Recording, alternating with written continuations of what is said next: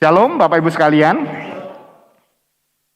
Senang sekali boleh beribadah, berbakti bersama dengan Bapak Ibu sekalian. Jemaat Gereja Kristen Kalam Kudus, Taman Kopo Indah. Baik Bapak Ibu yang ada di tempat ini maupun mungkin yang mengikutinya secara online.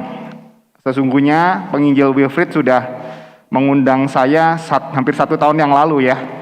Cuma pandemi ini menyebabkan baru hari ini kita boleh berjumpa. Dan seperti yang disampaikan tadi bahwa bulan ini kita mengangkat tema-tema tentang keluarga. Minggu yang lalu kita sudah bersama-sama belajar tentang family and God, keluarga dan Allah. Dan hari ini kita mau belajar family and discipleship, keluarga dan pemuritan. Bagian firman Tuhan yang akan menjadi dasar kita untuk kita renungkan pada hari ini adalah dari Kitab Ulangan pasal 6 ayat 1 sampai ayat 9. Firman Tuhan berkata demikian, inilah perintah, yakni ketetapan dan peraturan yang aku ajarkan kepadamu atas perintah Tuhan Allahmu, yang untuk dilakukan di negeri kemana kamu pergi untuk mendudukinya. Supaya seumur hidupmu, engkau dan anak cucumu takut akan Tuhan Allahmu dan berpegang pada segala ketetapan dan perintah-perintahnya yang kusampaikan kepadamu, dan supaya lanjut umurmu. Maka dengarlah, hai orang Israel, lakukanlah ini dengan setia, supaya baik keadaanmu dan supaya kamu menjadi sangat banyak seperti yang dijanjikan Tuhan Allah nenek moyangmu kepadamu di suatu negeri yang berlimpah-limpah susu dan madunya. Ayat 4, dengarlah hai orang Israel, Tuhan itu Allah kita, Tuhan itu Esa. Kasihilah Tuhan Allahmu dengan segenap hatimu dan dengan segenap jiwamu dan dengan segenap kekuatanmu. Apa yang kuperintahkan kepadamu pada hari ini haruslah engkau perhatikan, haruslah engkau mengajarkannya berulang-ulang kepada anak-anakmu dan membicarakannya apabila engkau duduk di rumahmu, apabila engkau sedang dalam perjalanan, apabila engkau berbaring dan apabila engkau bangun. Haruslah engkau mengikatkannya sebagai tanda pada tanganmu, dan haruslah itu menjadi lambang di dahimu.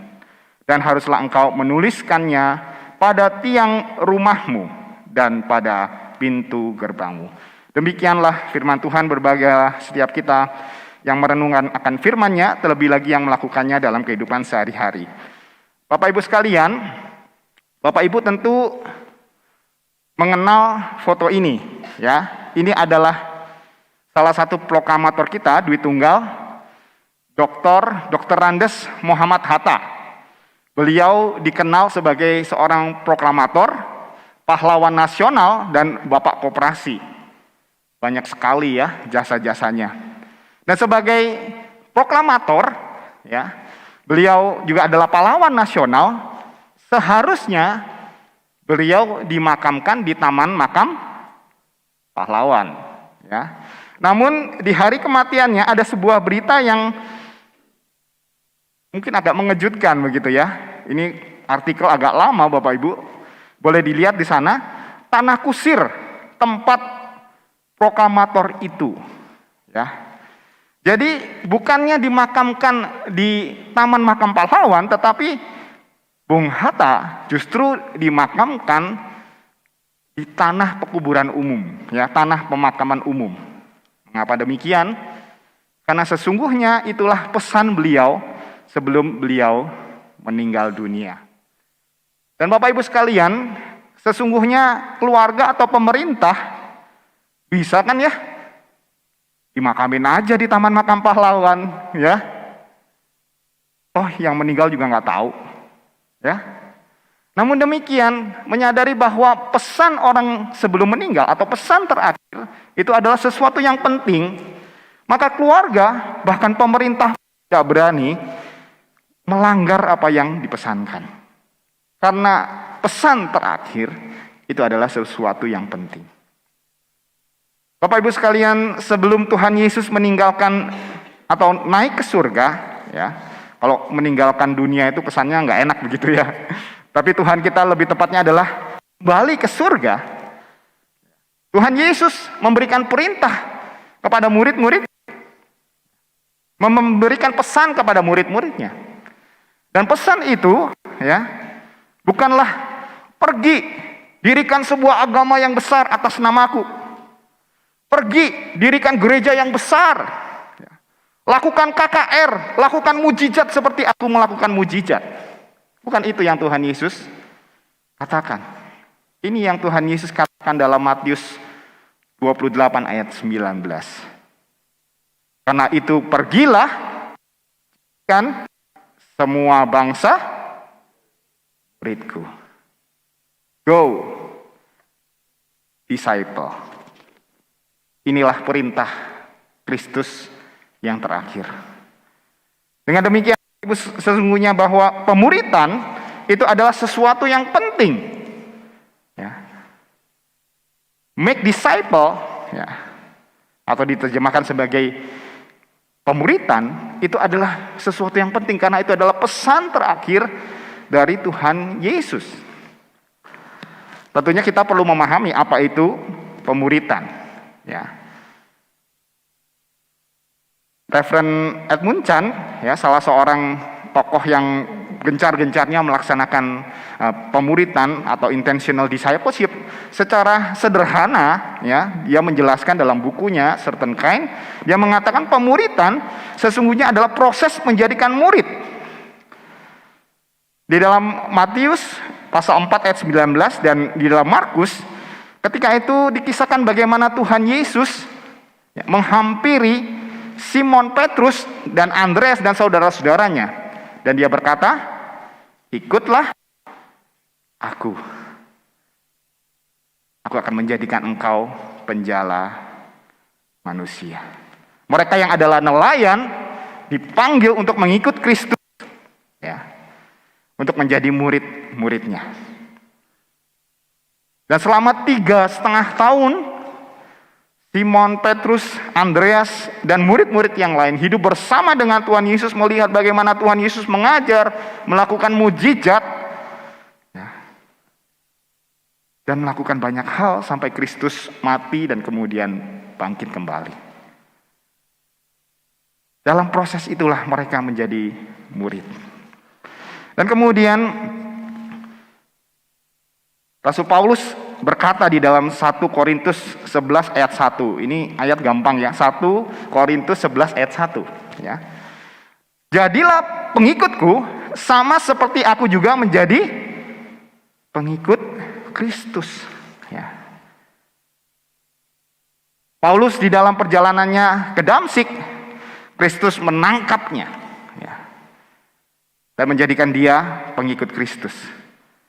Melalui Barnabas, ya, dia diajar firman Tuhan, dia dididik melayani bersama, dia dimuridkan, dan kemudian juga dia memuridkan orang lain. Salah satunya Timotius, Titus, ya, orang-orang yang kita lihat dia kirimin surat, ya. Dan ketika dia mengatakan ikutlah aku, ya, dia tidak berkata seperti aku mengikuti Barnabas, ya. Tetapi dia mengatakan seperti aku mengikuti Kristus. Karena sejatinya, ya, pemuritan itu adalah menjadikan kita menjadi serupa dengan Kristus. Ketika kita dimuridkan, ya, oleh orang yang memuridkan kita, sesungguhnya kita tidak menjadikan diri kita seperti orang yang memuridkan kita, tetapi sesungguhnya menjadikan kita seperti Kristus.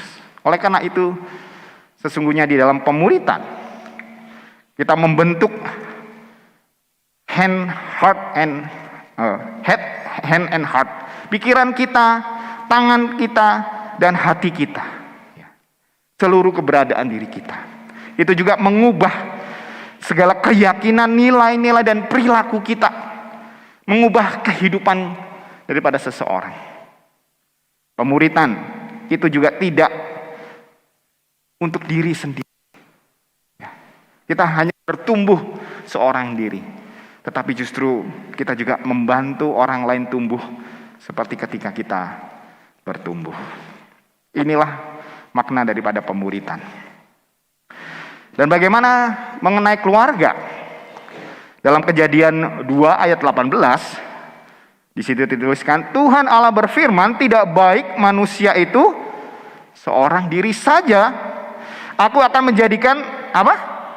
Penolong baginya yang sepadan dengan dia. Ada kata, aku akan menjadikan penolong. Ada inisiatif Allah di sana.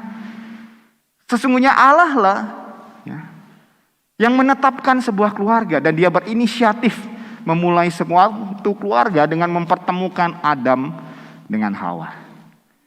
Dan ini juga bermakna bagi kita, sesungguhnya keluarga itu begitu penting. Bapak Ibu sekalian, di dalam masa pandemi ini kita kenal apa yang disebut dengan WFH, work from home, atau PJJ. Kalau yang sekolah di BPK begitu ya. Nggak tahu kalau Kelam Kudus juga sama ya. PJJ itu nasional ya. Pembelajaran jarak jauh. Maknanya apa? Kita lebih sering kumpul di rumah. Benar bukan? Ya, terutama di awal-awal pandemi. Ya. Dan sering saya katakan bahwa kumpul di rumah ya, itu menyebabkan ada kedekatan emosional. Dekat-dekat jadi emosi begitu ya.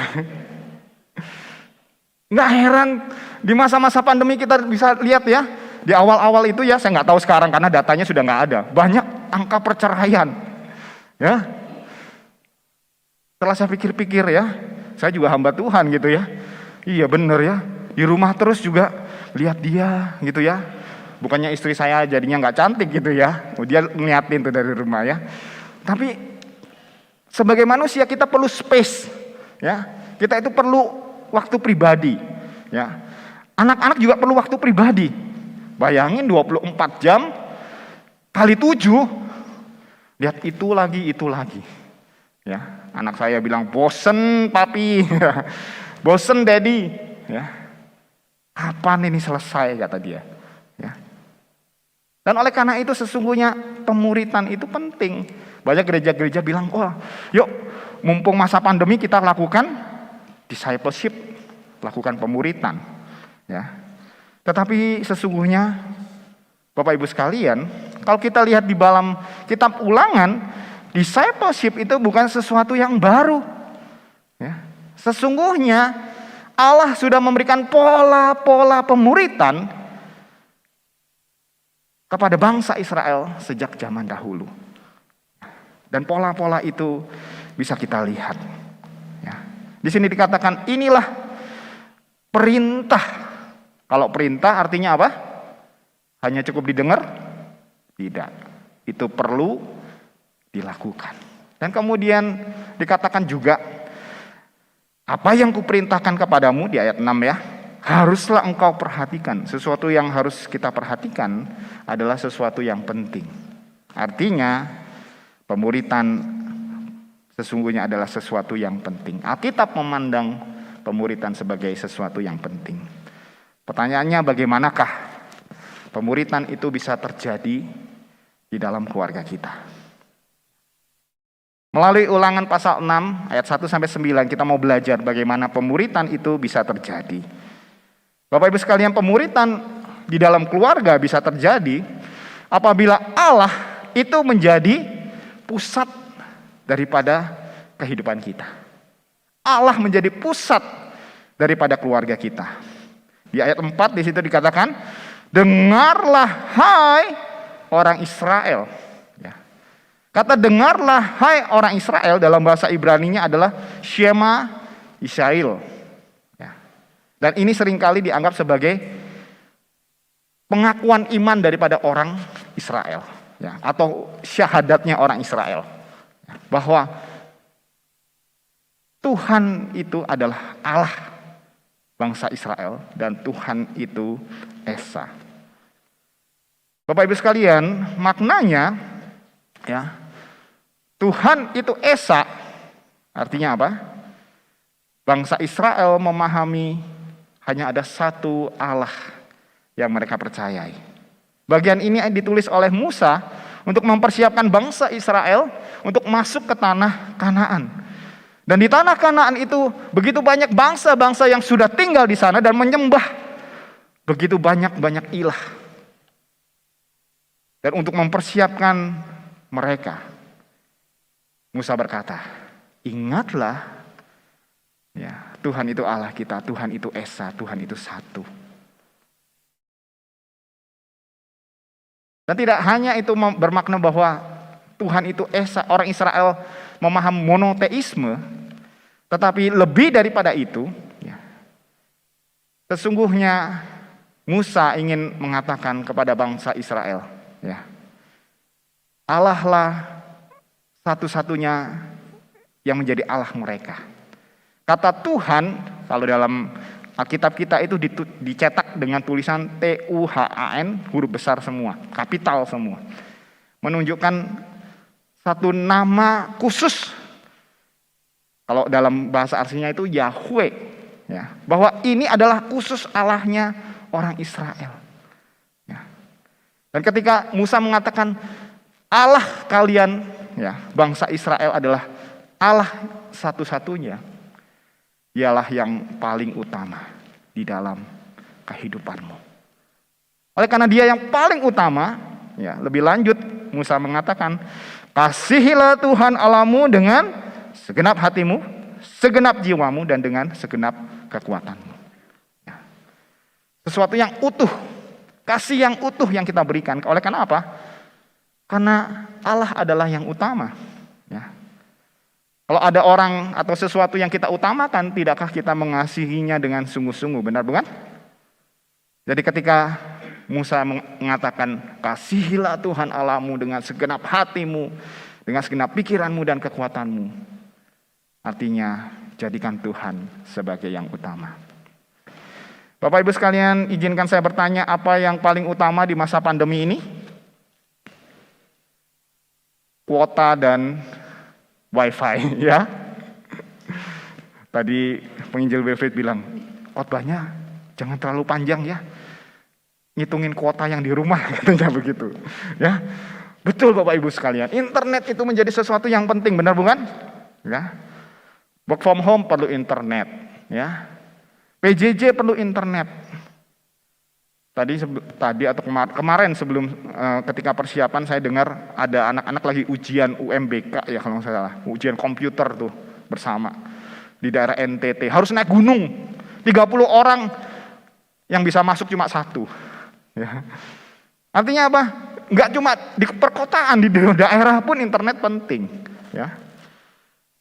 Dan ketika internet itu down satu kali ya, wifi di tempat saya ya dari providernya lagi pasang-pasang yang lain, kecabut punya saya gitu ya. Oh, nggak bisa nyalain gimana? Wah, cari kuota ya. Anak saya yang mau, Pak gimana mau Zoom nih, dicari-cari sama guru gimana? Tenang ya, bisa tethering sekarang. Ya. Internet, wifi itu menjadi yang utama. Seolah-olah kita tidak bisa hidup tanpa internet. Tapi Bapak Ibu sekalian, berhati-hatilah jangan sampai hal-hal ini menjadi sesuatu yang mengalihkan Allah sebagai yang utama dalam hidup kita. Harta yang kita miliki, pekerjaan kita, hobi kita, ya. Banyak orang senang dengan ibadah online. Kenapa? Ya, bisa ikut ibadahnya kapan aja. Pagi-pagi saya mau sepedaan dulu gitu ya. Nggak ada jemaat di sini ya. Nggak tahu kalau yang ini lagi lihat sambil sepedaan ya. Ada hal-hal yang menyebabkan kita tidak menjadikan Allah sebagai yang utama di dalam kehidupan kita. Hari ini firman Tuhan mengingatkan, siapakah Allah kita? Ya. Apakah dia benar-benar satu-satunya Allah yang kita miliki? Dan dengan demikian kita menjadikan dia yang utama di dalam kehidupan kita, di dalam keluarga kita. Hal yang kedua Bapak Ibu sekalian, ya, firman Tuhan itu seharusnya menjadi bagian di dalam kehidupan kita. Di ayat ke-8 dan 9 dikatakan, haruslah juga engkau mengikatnya sebagai tanda pada tanganmu, dan haruslah engkau menjadikan lambang di dahimu, dan haruslah engkau menuliskannya pada tiang pintu rumahmu dan pada pintu gerbangmu. Ya. Ayat ini oleh orang Yahudi diterjemahkan atau dilakukan secara hurufiah gitu ya. Jadi mereka membuat ini namanya saya jadi lupa tadi ya, tefilin ya, tefilin. Ya. Tefilin itu adalah kotak ya, yang Bapak Ibu lihat itu ya, di tangan, di ujung tangan sini, di ujung tangan sini dan di dahi. Sebuah kotak, di dalam kotak itu ada ayat yang tadi itu, Shema Israel, Tuhan itu Allah kita, Tuhan itu Esa, kasihilah Tuhan Allahmu dengan segenap hatimu, segenap kekuatanmu, segenap pikiranmu dan kekuatanmu. Itu ditulis di sana dan ditaruh ya, di tangan, kemudian di dahi sambil mereka berdoa. Ini juga dikenal sebagai tali sembahyang. Tetapi sesungguhnya ketika Musa berkata, ikatkanlah itu sebagai tanda di tanganmu dan menjadi lambang di dahimu, ini bukan sesuatu yang sifatnya hurufiah. Ya. Ketika dikatakan ikatlah di tanganmu, sesungguhnya ketika kita bekerja, ya, kita bekerja pakai tangan kan? Ya. Kita bertindak melakukan sesuatu, lakukanlah itu ya, di dalam terang firman Tuhan. Jadikan firman Tuhan di dalam bagian laku kita. Dan ketika kita mengatakan menjadi tanda di dahi, ya, sebenarnya pikiran kita dikuasai oleh firman Tuhan. Inilah yang seharusnya menjadi bagian kita. Bapak Ibu sekalian, dalam masa COVID ini vaksin menjadi sesuatu yang penting ya. Tadi saya masuk ditanya dulu mana bukti vaksinnya gitu ya. Ketat banget di sini ya, tapi nggak apa-apa, bagus. Ya.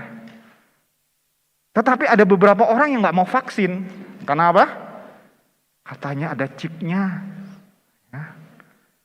Tuh di Wahyu kan tanda 66 di tangan dan di dahi, padahal disuntiknya di sini ya. Nggak perlu pakai chip yang ada di apa namanya, di vaksin ya. Kita itu tuh sudah punya chip di mana? Di sini nih, ya. Chip ini selalu kita pegang di mana-mana, benar nggak? Ya. Dulu orang ketinggalan dompet pulang, ambil lagi. Sekarang ketinggalan HP, pulang, ya. Apalagi nanti katanya KTP, SIM semua mau dibikin elektronik. Sudah deh, nggak usah bawa dompet, ya. Bawa ini aja sudah cukup. Ya. Begitu pentingnya HP ini, sampai-sampai ini bisa menguasai kehidupan kita. Kita nggak bisa hidup tanpa HP. Ya, ini menjadi bagian hidup kita. Ya, sampai-sampai kadang orang tua ya, kita harus jujur, kita nggak fair dengan anak-anak ya. Kita bilang nggak boleh mainan HP. Ya, jangan makan sambil pegang HP. Terus kita pegang HP. Saya alasan, saya bagian kedukaan, nanti ada jemaat duka yang kirim kabar gimana. Ya, padahal orang meninggal bisa nunggu, benar bukan? Ya. Kita sering memakai alasan, ya, karena sesungguhnya kita sudah dikuasai oleh alat ini. Namun hari ini kita diingatkan, apakah yang menguasai pikiran kita? Apakah yang menguasai tindakan kita? Adakah firman Tuhan yang menguasainya? Ketika firman Tuhan menguasainya, maka dalam segala tindakan kita, segala pikiran kita akan melakukan kehendak Tuhan. Oleh karena apa? Firman Tuhan itu sudah ada di dalam hati dan pikiran kita. Apakah yang kita percakapkan dalam percakapan kita sehari-hari? Ya. Anak saya yang besar itu ya, belakangan agak sering suka buka YouTube sendiri ya. Ini dulu saya ngelarang-larang dia buka HP, pakai gadget. Sekarang mau nggak mau, kenapa? PJJ gitu ya. Wah, cerita ini itu. Nah, kemarin malam adiknya bilang ke saya, "Pak, kenapa ya manusia kok spesiesnya cuma satu?" Saya bingung gitu ya. Wah, gimana ngejawabnya ya? Nah, Kemudian saya ngejawabnya, iya karena kita istimewa. Ya. Secara perlahan-lahan saya mengiring dia dalam terang firman Tuhan. Manusia istimewa, diciptakan oleh Allah. Berbeda dengan binatang, ya. Kita diciptakan menurut gambar dan rupa Allah. Percakapan ilmu pengetahuan jadi percakapan rohani. Ya. Dan saya masih belajar juga Bapak Ibu sekalian. Apakah yang menjadi bagian hidup kita? Adakah firman Tuhan menjadi bagian hidup kita? Kemudian yang harus kita lakukan adalah pemuritan itu harus kita lakukan berulang-ulang dan kita harus menjadi teladan. Kita memberikan teladan. Di sini dikatakan engkau harus mengajarkannya berulang-ulang karena berulang-ulang adalah pola pendidikan yang paling efektif dengan mengulang-ulang. Berulang-ulang adalah sesuatu yang efektif. Memang nggak mudah Bapak Ibu sekalian, ya. Yang jadi orang tua paham ya. Yang ngomong ke anak saya berulang-ulang itu, aduh, mungkin mulut sudah rada berbusa-busa begitu ya. Tetapi itu yang memang harus kita lakukan. Karena pada dasarnya kita adalah pelupa, anak-anak juga pelupa, ya. Kita yang orang dewasa saja pelupa, apalagi anak-anak. Ya, lakukanlah berulang-ulang. Dan lebih lanjut lagi dikatakan, hendaklah engkau membicarakannya, ya. Apabila engkau duduk di rumah, sedang dalam perjalanan, berbaring, dan apabila engkau bangun. Artinya dalam segala aspek kita membicarakannya, tidak hanya membicarakannya, kita menunjukkannya kepada anak-anak kita.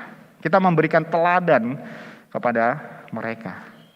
Karena sesungguhnya siapakah yang disaksikan atau dilihat oleh anak-anak kita? Lebih banyak kalau bukan kita. Ya. Sesungguhnya orang yang paling dekat yang bisa kita muridkan itu adalah keluarga kita, khususnya anak-anak kita. Karena itu berikanlah teladan kepada mereka. Bapak-Ibu sekalian, izinkan saya men-sharingkan tentang apa yang terjadi dalam keluarga saya dan saudara-saudara saya. Ini adalah foto keluarga kami terakhir, ya, saya dengan orang tua dan saudara-saudara saya. Ya, kami 5 bersaudara, saya bungsu dari 5 bersaudara. Foto ini beberapa bulan, sekitar 6 atau 7 bulan sebelum mama saya meninggal. Jadi ini adalah foto keluarga kami terakhir. Bapak Ibu sekalian, yang ingin saya saksikan atau ingin saya bagikan bahwa kedua orang tua saya adalah orang-orang sederhana. Ya, mereka berasal dari Kalimantan, ya, Kalimantan Barat. Dulu pendidikan nggak terlalu penting, ya. Jadi mereka lulusan SMP saja. Namun demikian, ya, dalam kesederhanaan mereka, ya, dan di dalam anugerah Tuhan, ya, mereka mendidik kami, ya, di dalam kasih Kristus. Sejak kecil saya didorong untuk pergi ke sekolah minggu. Ya, saya dari kecil itu sudah lari-lari di saat, bukan apa-apa, karena saya sekolah minggunya di sana, begitu ya. Pendeta Wendy yang sekarang adalah rekan saya, dulu saya lihat sebagai mahasiswa saat mengajar kami. Ya. Dan kemudian ketika SMP saya mulai belajar melayani, SMA, kuliah, saya bertemu Penggio Wilfried, ya. Kita melayani bersama-sama. Ya. Dan orang tua saya mendorong itu. Dan tidak hanya itu saja, ibu saya memberikan teladan. Dia adalah pendoa syafaat yang begitu luar biasa. Ya, sehari dia bisa berdoa 1-2 jam. Dia punya satu semacam tempat untuk berdoa. Dan dari kecil saya diajak untuk pergi ikut persekutuan doa bersama dengan mama saya. Ya. Dan biasa mereka belajar firman Tuhan dicatat dalam bahasa Mandarin. Ya. Catatannya nggak tahu kemana, soalnya anak-anaknya nggak ada yang bisa baca, begitu ya. Mereka rajin. Pak saya juga begitu suka catat-catat. Ya. Dan puji Tuhan, dalam anugerah Tuhan, sekalipun mereka hanya lulusan SMP, kami berlima semua menjadi sarjana. Dan di dalam anugerah Tuhan, ya, Tuhan memanggil 3 di antara kami. Kakak saya yang paling besar, seorang semu, ya, istri pendeta. Kakak saya, laki-laki yang tengah itu yang lagi wisuda, itu juga seorang hamba Tuhan, dan saya. Ya. Dan itu semua adalah anugerah Tuhan karena papa mama saya dalam segala kesederhanaannya berusaha untuk melakukan pemuritan di dalam keluarga. Saya ingat ketika kami masih kecil, setiap malam kami selalu berkumpul dan berdoa. Giliran gantian satu-satu. Dan itulah yang diwariskan oleh orang tua saya. Orang tua saya tidak mewariskan harta bagi kami, tetapi dia mewariskan imannya kepada kami, anak-anaknya. Dan sekarang tugas kami, ya, kami ada generasi kedua, ya, saya dan saudara-saudara saya mewariskan itu juga kepada anak-anak kami. Ya. Sekarang setiap malam, ya, saya bersama dengan istri ajak anak-anak baca satu bagian Alkitab, baik Alkitab mungkin Alkitab anak-anak atau Alkitab biasa begitu ya. Dan kami berdoa bersama-sama. Seperti tradisi yang diajarkan oleh orang tua saya. Bapak Ibu sekalian, pemuritan hanya bisa dilakukan berulang-ulang dan secara teladan. Apakah yang kita wariskan kepada anak-anak kita? Warisan harta akan habis begitu saja. Tetapi warisan iman adalah sesuatu yang kekal. Di dalam Yosua, kitab Yosua, ketika bangsa Israel sudah berada di tanah perjanjian, ya, mereka sudah menikmati tempat yang berlimpah susu dan madunya. Ya, artinya mereka sudah mengalami kenyamanan. Di situ Yosua, ya, menantang mereka. Kamu mau beribadah kepada siapa? Tetap kepada Allah Yahweh yang kita kenal, atau kepada Allah bangsa Kanaan yang ada di tempat itu? Apapun pilihanmu, kata Yosua, aku dan seisi keluargaku akan beribadah kepada Tuhan. Bapak Ibu sekalian, ini menjadi tantangan bagi setiap kita pada hari ini. Ya, di zaman ini kita diberikan banyak pilihan. Adakah kita mau memilih bersama dengan keluarga kita beribadah kepada Tuhan? Dengan memuridkan keluarga kita, kita membawa mereka kepada Tuhan. Kita membawa mereka untuk menyembah Allah satu-satunya yang utama di dalam kehidupan kita. Mari kita berdoa. Kami bersyukur kepada Allah yang mengingatkan kepada kami sesungguhnya Allah memandang penting sebuah keluarga. Dan sesungguhnya pemuritan itu berawal dan dimulai daripada sebuah keluarga. Karena itu Tuhan, tolonglah kami boleh mengutamakan Engkau di dalam kehidupan kami, menjadikan firman sebagai bagian hidup kami. Dan kami juga boleh meneladankan kehidupan kami kepada generasi-generasi berikutnya. Agar nama Tuhan boleh dipermuliakan. Terima kasih Kristus Yesus, kami bersyukur dan kami berdoa. Amin.